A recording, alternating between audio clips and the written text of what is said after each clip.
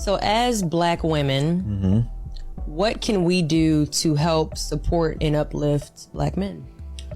I think Black women just need to make sure that they are a safe space for Black men. You know, I kind of...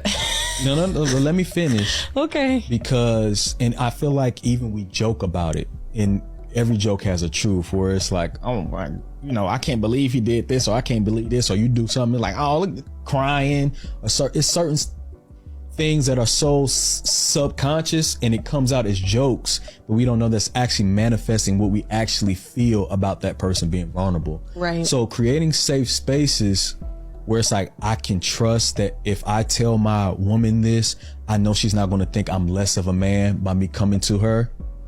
That is going to be like, if that's at least the first step in making sure that we create healthy spaces for Black men to feel vulnerable in the first place. Everything he said was right, but I add a few thoughts of my own. First way to provide a safe place for a man to get his truest feelings off is just to listen. A lot of men can't even get 2 sentences out before a woman interrupts them.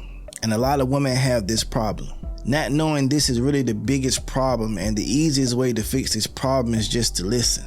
Another issue is women thinking they have all the answers to men problems. If you ask me what's wrong and I say nothing, it's because it's not an issue that you can solve. Men take more time to process struggles. A lot of us would just stay busy and work through it. Every issue doesn't need a conversation, but when we are ready to talk, just be available. If you're with the right person, the safe space should already be there. It wouldn't be something you had to create.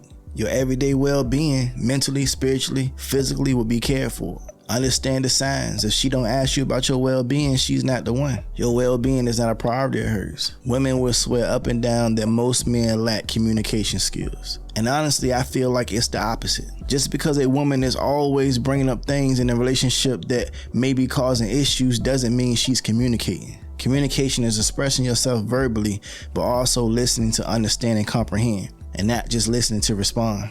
Listening to correct or adjust, not to control or complain. Women and men communicate in 2 different ways.